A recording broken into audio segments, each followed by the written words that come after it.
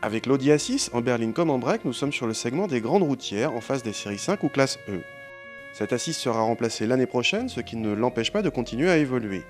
Ainsi, l'A6 TDI E est récemment arrivée au catalogue.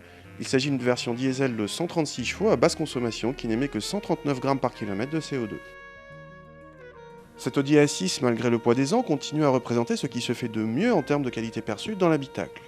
Les plastiques et les ajustages ne prêtent flanc à aucune critique.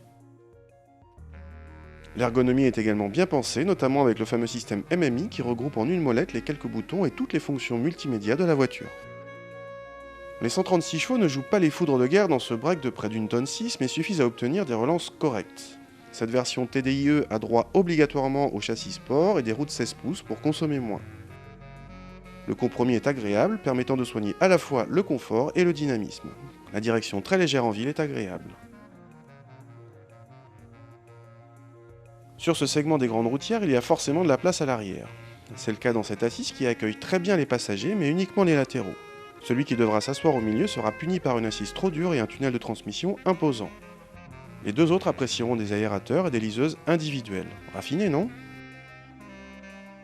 Vu la taille de la voiture, presque 5 mètres de long, on est en droit d'attendre du volume.